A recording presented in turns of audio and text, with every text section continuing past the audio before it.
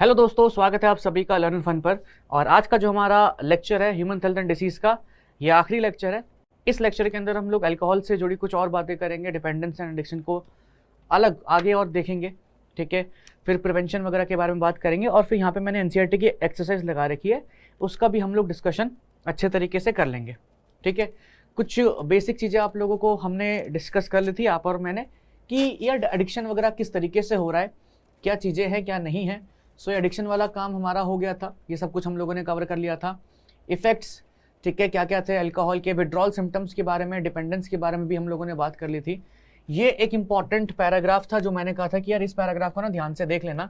यहाँ पे दे रखा है हम लोगों को क्या, effects of drugs and alcohol. So ये उसके ड्रग्स और अल्कोहल के इफेक्ट्स दे रखे हैं। सो ये भी आप लोगों के लिए बेहद ज़रूरी है। इसको भी यहाँ पे जो इस सारे पॉइंट दे रखे ना, reckless behaviour, vandalism, violence, excess dosage of drugs में lead to coma, death, respiratory failure, ये सब कुछ देख लेना। मतलब हम लोगों ने डिस्कस तो कर ही लिया है। एंड फिर यहाँ पे दे रखे हम लोगों को वार्निंग साइंस, कि वार्निंग साइंस क्या क्या होते हैं, या क्या हमें बेसिकली अर्ली साइंस देखने को मिलते हैं जब कोई पर्सन ड्रग और अल्कोहल अब्यूज के अंदर एंटर करता है। सो एकेडमिक परफॉर्मेंस में ड्रॉप होना, unexplained absence from school and college, lack of interest and personal hygiene and all, ये सारी चीज़ें, depression, fatigue, aggressiveness, rebellious behaviour, deteriorating relationship with family and friends, and loss of interest in hobbies, change in sleeping habits, ये सब कुछ important है। आप लोगों से अलग अलग तरीके से इनको पूछ लिया जाता है। ओके, सो अब हम चलते हैं आगे की तरफ और कुछ और बातों के बारे में हम बात करते हैं। So there may be even some far reaching implication of drugs and alcohol abuse if an abuser is unable to get money. जैसे कि मैंने बताया था कि ये तो बेसिक चीजें हैं, बट और भी इसके खतरनाक एप्लीकेशन से खतरनाक इफेक्ट्स, इम्प्लीकेशंस यानी कि खतरनाक इफेक्ट्स हो सकते हैं। जैसे कि यहाँ पे बोला गया है, क्या if an abuser is unable to get money to buy drugs and alcohol, he और she may turn to stealing, वो चोरी करने लग जाते हैं। The adverse effect are not just restricted to person who is using drugs और alcohol.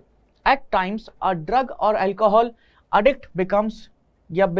addict becomes the cause of mental and financial distress to his or her family and friends। ठीक है, तो मेंटल एंड फाइनेंशियल डिस्ट्रेस या mental और financial परेशानियां भी उस person की वजह से आती हैं फैमिली में या फ्रेंड्स में, ठीक है। सो अगेन, जैसे कि मैंने कहा था कि ड्रग्स और अल्कोहल इज नॉट समथिंग कि बस हमको इम्पैक्ट कर रहा है। अगर आप इसको ज़्यादा ही खतरनाक तरीके से अब्यूज़ कर रहे हैं तो it will start affecting your family, it will start affecting your social circle. Okay जी, सो आगे चलते हैं। ये बहुत बेसिक बातें हैं।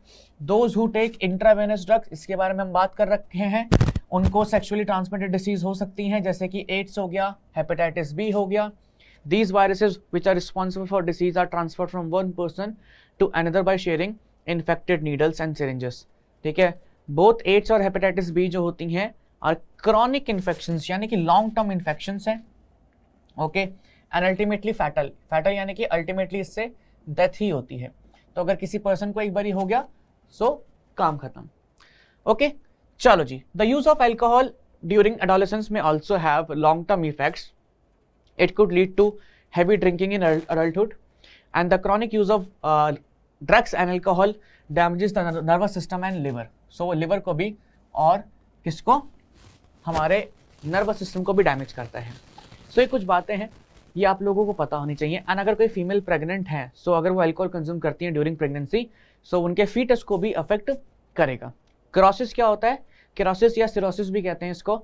इट इज़ बेसिकली डैमेज या इन्फ्लेमेशन ऑफ लिवर के जो टिश्यूज होते हैं वो यहाँ पे खराब होते हैं और वी कैन से डिस्ट्रॉय होते हैं। ओके, चलो जी। सो अब हम बढ़ते हैं आगे की तरफ और बाकी सारी बातें कर लेते हैं। So another misuse of drug is what certain sports person to do enhance their performance. They use narcotic analgesics या anabolic steroids, diuretics and certain hormones in sports to increase muscle strength and bulk to promote aggressiveness as a result to increase their athletic performance. So बहुत सारे drugs ऐसे होते हैं जिनको क्या कहते हैं, लोग यूज़ करते हैं फॉर देयर, मतलब टू इंक्रीज देयर परफॉर्मेंस। बहुत सारे स्पोर्ट्स पर्सन को यूज़ करते हैं एंड स्पेसिफिकली वो ड्रग्स, ठीक है, जो कह सकते हो कि एक तरीके से पेन रिलीविंग होते हैं। क्यों? क्योंकि अगर स्पोर्ट्स में चोट लग जाएगी तो फिर फील भी नहीं होगा, पेन से भी रिलीव होते रहेंगे। एंड स्टेरॉइड्स कह लो या अल्कोलॉइड्स कह लो, ठीक है, जो थोड़े एक्टिव होते हैं, जो बॉडी के अंदर एड्रेनलिन और नॉन एड्रेनलिन सिक्रेट करवाते हैं ताकि हमारा ब्लड प्रेशर वगैरह बढ़ जाए, अच्छे से ब्लड का और फास्ट फ्लो हो, अच्छे से और एनर्जी फॉर्मेशन हो या रेस्पिरेशन हो। सो इसलिए उसको भी यूज़ करते हैं, ठीक है।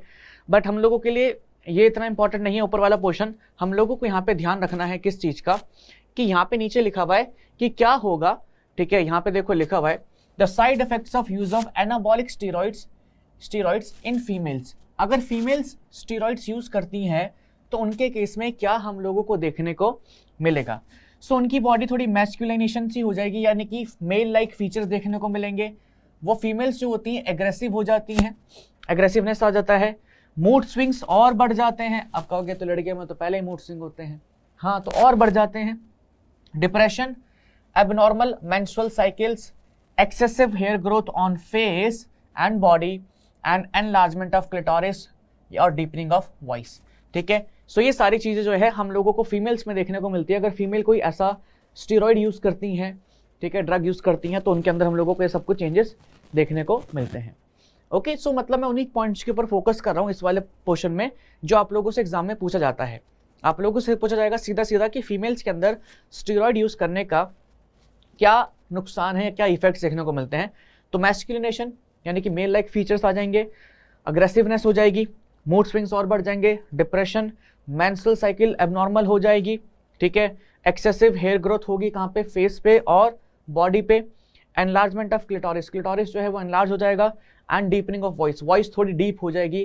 जैसे लड़कियों की आवाज़ थोड़ी पतली होती है, तो जो अगर एनाबॉलिक स्टीरॉइड्स यूज़ करें उन लड़कियों की आवाज़ थोड़ी भारी होगी, मतलब मेल लाइक भी आप कह सकते हैं, ठीक है। अगर मेल्स की बात करें तो मेल्स के अंदर क्या क्या देखने को मिलता है, एक्ने, इंक्रीज्ड एग्रेसिवनेस, यहाँ पे भी मूड स्विंग्स हो रहे हैं, डिप्रेशन यहाँ पे भी आ रहा है, reduction in size of testicles, testis का साइज छोटा हो जाएगा, एंड जाहिर सी बात है कि टेस्टिस का साइज छोटा हो जाएगा तो स्पर्म प्रोडक्शन कम हो जाएगा, okay.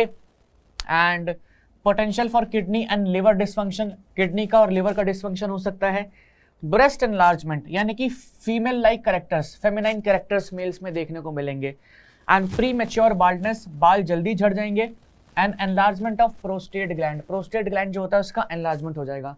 Seminal vesicle, prostate gland और बल्बोयूरेथ्रल ग्लैंड, ये हमारा रिप्रोडक्टिव सिस्टम के अंदर 3 ग्लैंड्स होते हैं। सो उसमें से जो प्रोस्टेट ग्लैंड है उसका एनलार्जमेंट होगा। These effects may be permanent with prolonged use, ठीक है। सो ये जो इफेक्ट्स हैं ये परमानेंट में चेंज हो जाएंगे अगर प्रोलॉन्ग यूज जो है कोई करता है स्टीरॉइड्स एंड ड्रग्स का, ठीक है जी, जो कि ऐसा नहीं करना चाहिए। इन एडोलेसेंस मेल और फीमेल में severe facial and body acne and premature closure of growth centres of long bones में रिजल्ट इन स्टंटेड ग्रोथ।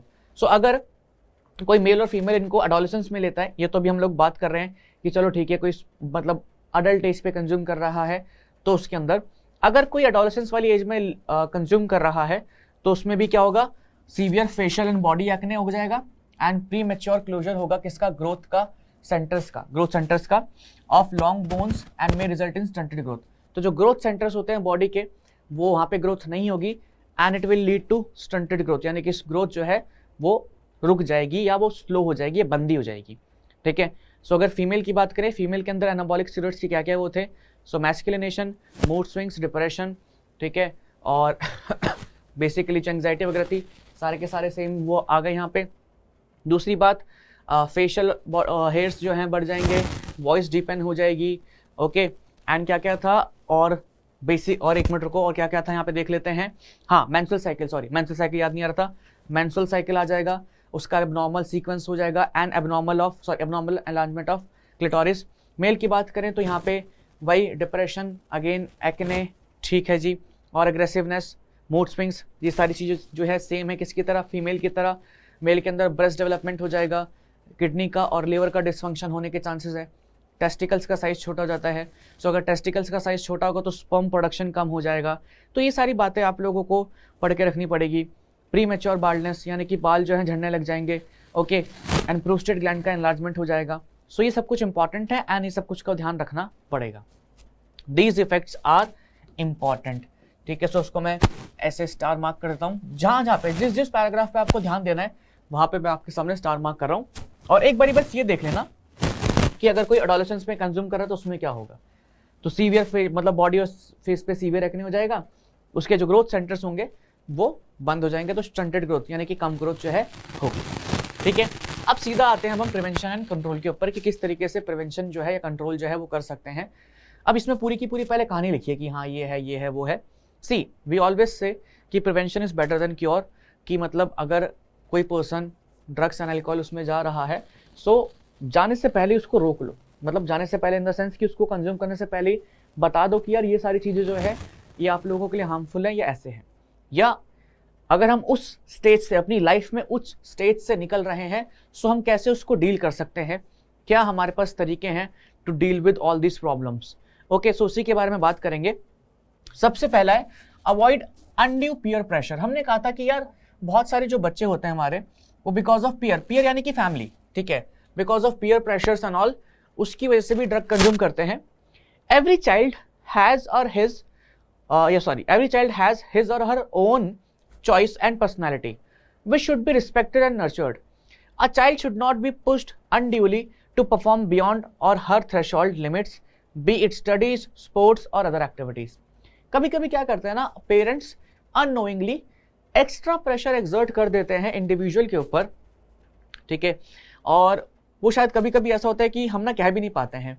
कभी कभी हमारा कहने का मन करता है कि हमारा पढ़ाई में मन नहीं लगता है, लेकिन फिर वही बात आ जाती है, घर वाले कहते हैं कि पढ़ेगा नहीं तो क्या करेगा, ये नहीं करेगा तो वो क्या करेगा, चलो आपके पास एक ऑल्टरनेटिव होना भी चाहिए। अब मैं ये नहीं कहूँगा कि हाँ ठीक है कि अगर तुम्हें पढ़ना नहीं है तो इट्स फाइन, कोई दिक्कत नहीं, आराम से बैठो। अरे भाई पढ़ना नहीं है लेकिन कुछ तो करना चाहते होगे ना, कुछ तो लाइफ में अच्छा करना चाह रहे होगे, कुछ तो मतलब अपना फ्यूचर देख रहे होगे ना कि चल मैं पढ़ नहीं सकता, मैं अच्छा ड्रॉ कर सकता हूँ, I can be a good artist, I can be a good photographer, I can be a क्या कहते हैं क्रिकेटर या फुटबॉलर है, जो भी स्पोर्ट्स में आपको ठीक लगता हो, कुछ तो कर सकते होगे। और कुछ भी नहीं कर सकते फिर तो क्लास ऑप्शन पढ़ाई ही है। चलो अगर पढ़ाई भी कर रहे हो so it should not be like कि हाँ तेरे को भाई 95% लेकर के आने हैं।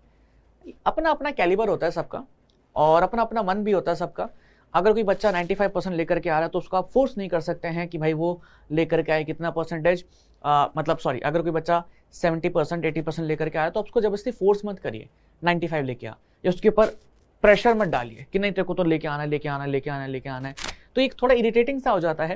एंड इस चक्कर में क्या कहते हैं जो बच्चे होते हैं दे में गो इनटू क्या कहते हैं drugs and alcohol. So avoid करना है अनड्यू प्रेशर।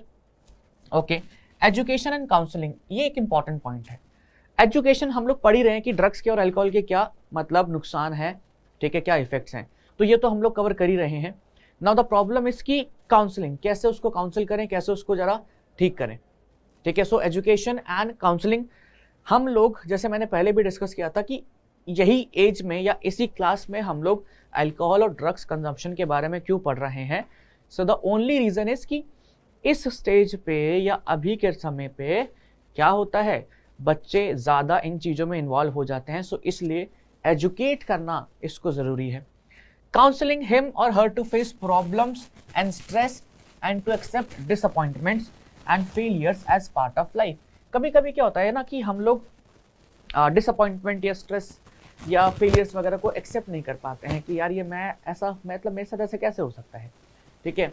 अब डिसअपॉइंटमेंट्स का एक छोटा सा एग्जांपल ले लो, मतलब ये सच भी है। अब तुम कहोगे कि भैया ये कैसा एग्जांपल दे रहे हो, ये कैसी बात कर रहे हो, मतलब मैंने बहुत बारी सुना है कि बहुत सारे लोगों का या जब कोई भी कह सकते हो मतलब पर्सन का या मतलब किसी का ब्रेकअप होता है, सो ही और शी वो गेट इनटू मतलब ड्रग्स एंड अल्कोहल।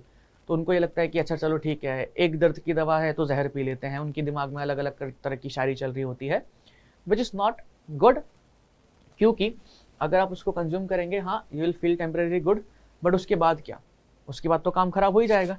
सो हम ऐसा तो नहीं कर सकते ना भाई, हमेशा तो उसके ऊपर डिपेंडेंट नहीं रह सकते हैं। तो उस टाइम पे हम लोगों को डिसअपॉइंटमेंट्स जो भी हैं, ये जो हमारे फेलियर्स वगैरह, उनको एक्सेप्ट करना पड़ेगा कि चलो ठीक है, सामने वाला गया, उसका डिसीजन था, वो गया है हमारी लाइफ से, हम क्यों पिए, हम तो यहीं पे है ना भाई, हमने थोड़ी ना किसी के साथ गलत किया है। अरे जो गलत कर रहा है वो सहे ना, आपने गलत किया नहीं, आप अपनी जगह पे ठीक है, तो आपको क्यों ही सहना है, तो वो ज़रूरत नहीं है ना। फिर जब तक आपके दिमाग में ये सब तक बना रहेगा ना कि यार मैंने कभी किसी के साथ कुछ गलत नहीं किया है, मेरी वजह से कोई हार्म नहीं हुआ है, तब तक कभी भी अपने आप को ना तो फेलियर समझना, ना तो कभी अपने आप को डिसअपॉइंटमेंट समझना। आप एग्ज़ाम में मार्क्स कम ज़्यादा लेकर के आ सकते हैं, ठीक है, वो पार्ट ऑफ लाइफ है, प्रैक्टिस करेंगे, मेहनत करेंगे और ज़्यादा आ सकते हैं। बट ऑन अगर देखा जाए तो प्रैक्टिकल दुनिया में बहुत सारे लोग आपको बोलेंगे कि नहीं तूने गलत किया या ये किया वो किया, जब तक आपको लगता है कि यार मैंने उसके सेंटिमेंट्स हर्ट नहीं करे हैं या मैंने उसको परेशान नहीं करा है, ठीक है। अब ऐसा भी नहीं कि इसमें ना ये कर लेना कि यार मैं तो हमेशा सही हूँ, क्योंकि कभी कभी हमारे दिमाग में आता है कि यार मैं तो गलत कर ही नहीं सकता, मैं तो हमेशा सही हूँ, सामने वाला ही बेवकूफ़ है। वो वाला सेंटिमेंट भी मत लेके आना है, हम्बल रहना है, ठीक है। और अगर आपको लगता भी है कि हाँ यार सामने वाला परेशान हुआ है तो उसको सॉरी बोल देना। बाकी तुम लोगों को दुख देने वाले, परेशान करने वाले बहुत लोग मिलेंगे, बट ये उसका फॉल्ट है, उसको जाके अल्कोहल कंज्यूम करना चाहिए, क्योंकि वो लोगों को धोखा दे रहा है, उसको पता नहीं कैसे नींद आएगी, तुमको नहीं करना है। तो ये काउंसलिंग वगैरह ऐसी बातें, मतलब I know it is very difficult to talk about मतलब दीज थिंग्स विद पेरेंट्स, ठीक है। ऐसी बातें घर वालों के साथ नहीं करी जा सकती हैं, बट कोई भाई होगा, कोई दोस्त होगा, बड़ा दोस्त होगा जो भाई की तरह है, ठीक है, आप उनसे ये बात कर सकते हैं तो आपको थोड़ा हल्का फील होगा, ठीक है। It would be also worth while to channelise this child energy into healthy pursuits like sports, reading, music, yoga and other extra curricular activities. So ये भी काफ़ी अच्छी चीज़ है कि अगर आप अपनी इन मतलब जो एग्रेशन है या जो भी दुख है या जो भी एनर्जी है, नेगेटिव एनर्जी को थोड़ा पॉजिटिव चीज़ों में लगाएं, क्योंकि एनर्जी एनर्जी है, चाहे नेगेटिव हो चाहे पॉजिटिव हो। अभी आप नेगेटिव फील कर रहे हैं, नेगेटिव एनर्जी है, उसको पॉजिटिव चीज़ों में लगा के पॉजिटिव में कन्वर्ट कर दो, क्योंकि नेचर का ही रूल है, energy can neither be created nor be destroyed, एक फॉर्म से दूसरे फॉर्म में कन्वर्ट हो सकती है। तो if you are feeling negative, just direct it into a positive part of life, ठीक है। कुछ भी करो, यहाँ पे बहुत सारे ऑप्शंस लेके हैं, म्यूजिक, रीडिंग, योगा, स्पोर्ट्स वगैरह, अरे जो मन करे करो। और एक सिंपल सा सजेशन है मेरा, और बहुत ही वैसा सजेशन है, मतलब प्रैक्टिकल सजेशन है, कि इफ इन केस अगर आपके साथ कुछ बुरा हुआ है या कुछ गलत हुआ है, कीप योर सेल्फ बिजी। जब अपन बिजी रहते हैं ना तो हमारे दिमाग में थॉट्स नहीं आते। हमारा दिमाग कब खराब होता है? When we have thoughts. जब थॉट्स आते हैं तो दिमाग खराब होता है, हम बहुत सारा सोचने लग जाते हैं। जब तक आप खुद को बिजी रखेंगे तब तक आपके दिमाग में थॉट्स नहीं आएंगे, ठीक है। सो कोशिश करो कि यार 24 घंटे हैं, मस्त क्या कहते हैं 17-18 घंटे काम करो, नहीं करना कुछ और करो। घर पे जा रहे हो या घर पे कुछ सो रहे हो तो बस इतनी हिम्मत होनी चाहिए कि बेड पे लेटते ही सो गए, 5 मिनट हुए बेड पे लेटते ही सो गए, उठे तो फिर से काम करने लग गए, कुछ भी करने लग गए, कुछ प्रोडक्टिव भी, ऐसा भी नहीं कि फालतू के काम सारा, कुछ प्रोडक्टिव भी, okay. And next is seeking help from parents and peers. Help from parents and peers, जो भी रिश्तेदार वगैरह होते हैं हमारे, should be sought immediately so that they can guide appropriately. Help may even be sought from close and trusted friends besides getting proper advices to sort out problems.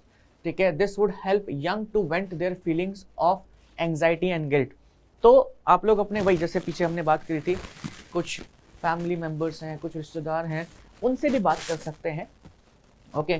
तो ये आपको ना तो सिर्फ सोल्यूशन देगा, बट जब तक हम खुद को एक्सप्रेस नहीं करते हैं ना तब तक अच्छा नहीं लगता है, दिल हल्का नहीं होता है। तो जब सामने वाले को खुद को एक्सप्रेस करोगे कि यार ऐसा हो गया, ये हो गया, वो हो गया, उसने ऐसा किया, ये किया, वो किया, हमेशा मेरे साथ ही ऐसा होता है, ये थोड़ा सा हल्का सा फील होता है, ठीक है। तो ये भी आप ट्राई कर सकते हैं।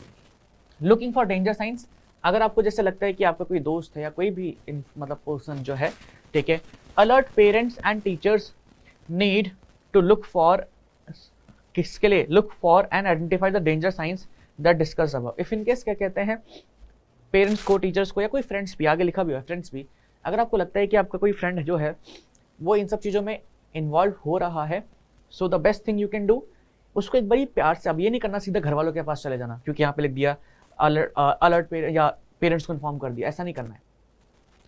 उससे पहले बात करना कि भाई दिक्कत क्या है, उसको बताना कि देखिए ये नुकसान है, ठीक है। अगर वो मान जाता है तो इट इज़ फाइन, नहीं मानता तो it is your moral duty कि आप उसके पेरेंट को इन्फॉर्म करें। अब आप कहोगे भैया हमें क्या फ़र्क पड़ता है, हम थोड़ी ना कर रहे हैं, हम क्यों उसके पेरेंट को मतलब वो करें। कभी कभी यार मॉरल ड्यूटी भी मतलब निभा लेनी चाहिए। मतलब अपन को इंसान क्यों बनाए? क्योंकि हमारे अंदर इंसानियत है, या अपन को इंसानियत मतलब या ह्यूमन जैसे वर्ड, इंसान जैसे वर्ड क्यों यूज़, हमारे अंदर एक फीलिंग है, ठीक है, कि हम लोगों का थोड़ा अच्छा सोच लेते हैं, तो कर लेना। जो एनिमल्स होते हैं वो भी तो एक दूसरे का भले ही सोचते हैं। सो एक बारी करके देख लेना, हो सकता है कि आप किसी की लाइफ को बचा लें, किसी के फ्यूचर को बचा लें, उसी में खुश हो जाना थोड़ा सा, ठीक है। So even friends if they find someone using drugs और alcohol should not hesitate to bring this to notice to parents और टीचर, ठीक है, in the best interest of the person concern. तो उसके लिए बेस्ट होगा आपने ऐसा नहीं करा कि जाकर डायरेक्टली पेरेंट्स को बता दिया, आपने उसको बोला कि भाई ये तेरे लिए ठीक नहीं है, ऐसा मत कर, और नहीं मानता तो फिर तो आखिरी ऑप्शन वही बचते हैं फिर। Okay, appropriate measures would then be required to diagnose the malady, malady यानी कि जो प्रॉब्लम है या गहराई जो है उस प्रॉब्लम मतलब कॉज की, ठीक है, एंड द अंडरलाइंग कॉज, ठीक है। मेलेडी बेसिकली मतलब दुखों को भी मेलेडी कहते हैं, बहुत ज़्यादा सैड जो पर्सन होता है उसको भी मेलेडी कहते हैं, सैड सिचुएशन को भी, ठीक है। This would help in initiating proper remedial steps, और ये हेल्प करेगा एक प्रॉपर रेमेडियल स्टेप्स को स्टार्ट करने में। सो ये सारी चीज़ें जो है प्रिवेंशन एंड कंट्रोल में काम करती है। एक और पॉइंट है seeking professional and medical help. ये पॉइंट्स उनके लिए है कि जिनको मतलब थोड़ा सा हो चुका है कि अब वो ड्रग्स और एल्कोहल कंज्यूम करना शुरू कर चुके हैं। A lot of help is available in form of highly qualified psychologist, psychiatrist and de addiction and rehabilitation programs to help individuals who have unfortunately got into quagmire. Quagmire का मतलब होता है दलदल।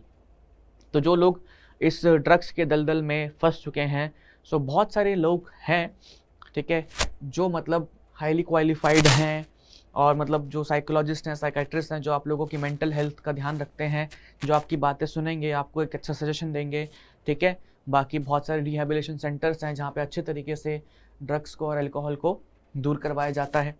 अच्छा जी, with such help the affected individual with sufficient efforts and will power can get rid of problem completely and lead a perfectly normal and healthy life. So यहाँ पे बोला है विद सच हेल्प, जो अफेक्टेड इंडिविजुअल है, ठीक है, with sufficient efforts, अगर वो सफिशिएंट एफर्ट मारता है और विल पावर रखता है कि यार मेरे को नहीं अब कंज्यूम करना, नहीं अब कंज्यूम करना है, सो वो आगे एक हेल्दी लाइफ और नॉर्मल लाइफ जी सकता है, ठीक है।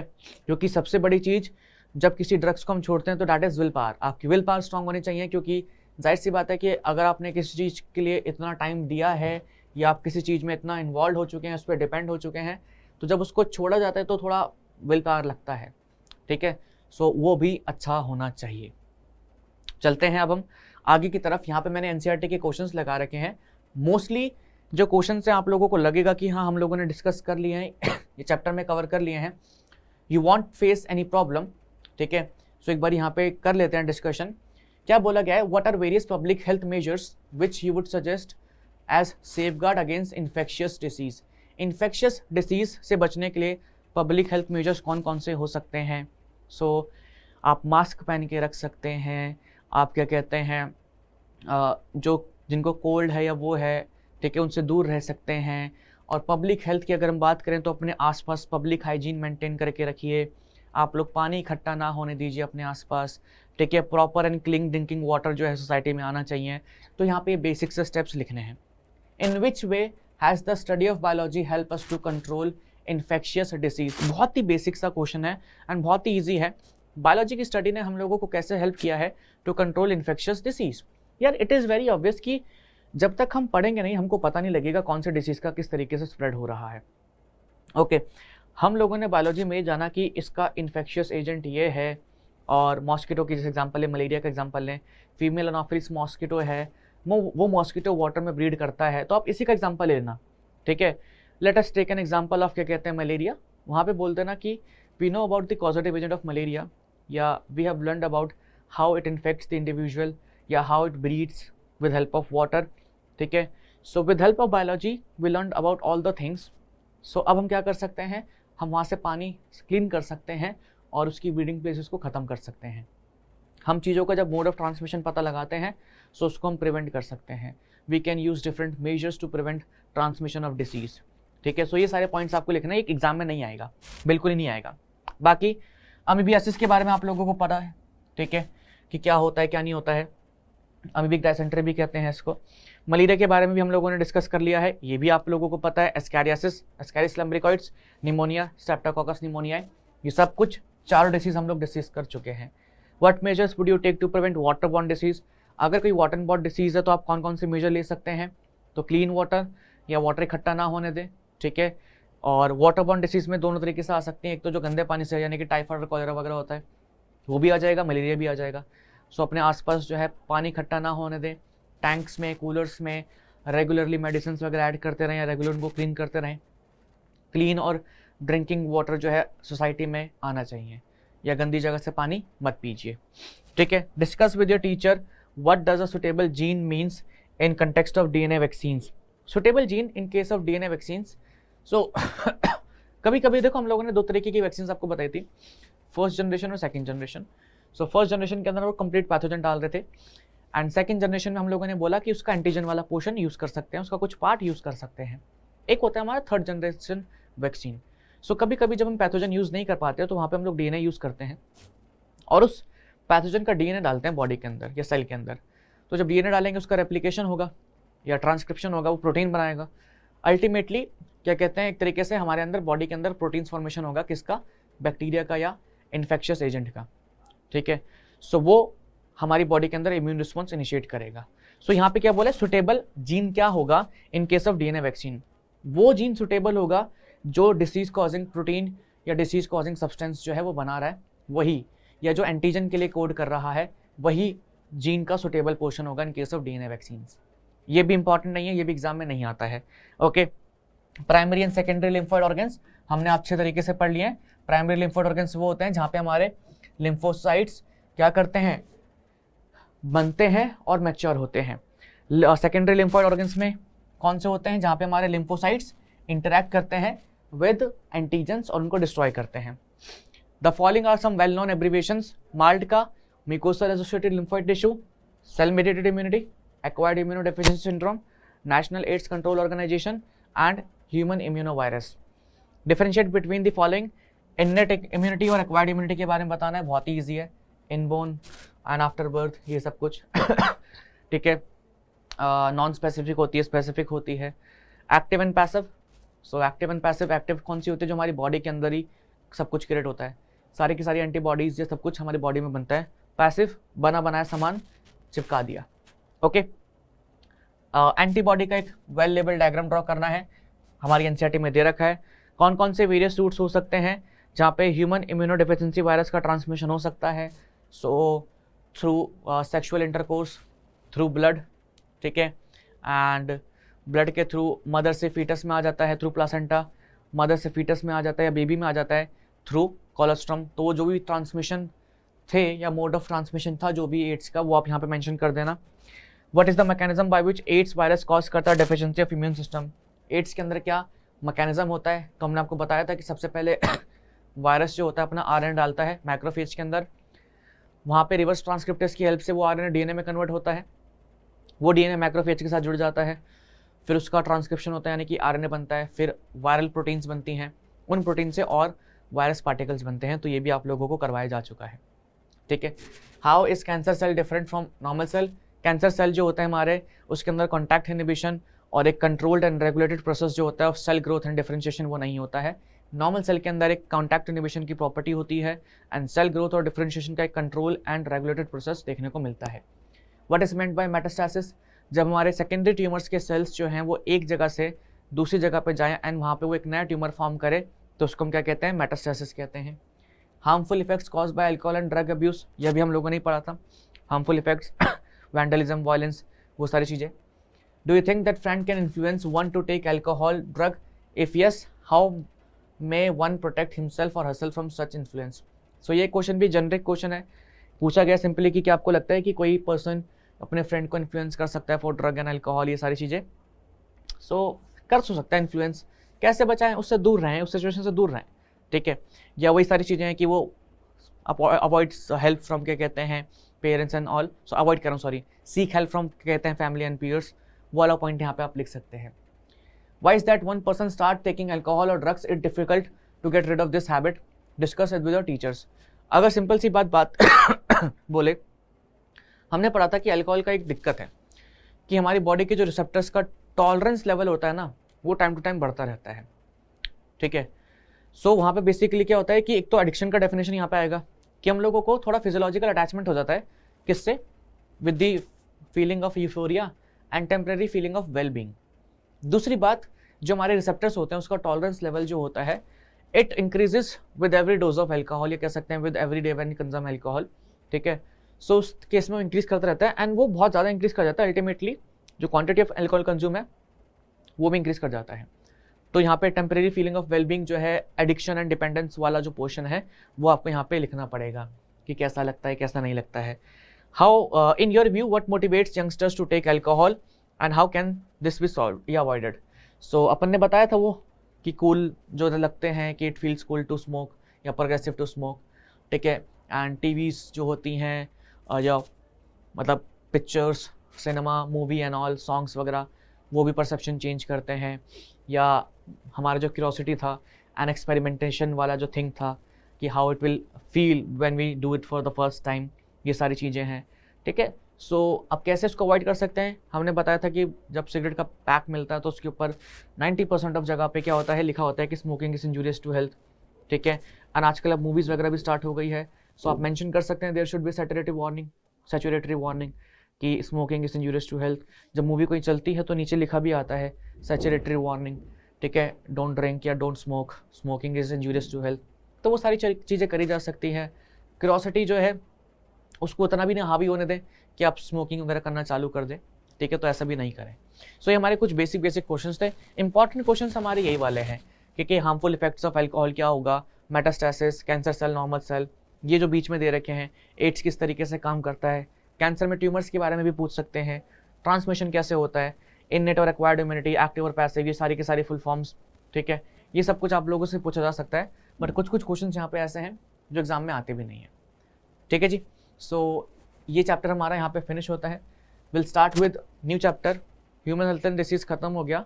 स्ट्रैटेजीज वाला चैप्टर आई गेस नहीं आ रहा, माइक्रोब्स इन ह्यूमन वेलफेयर आ रहा है।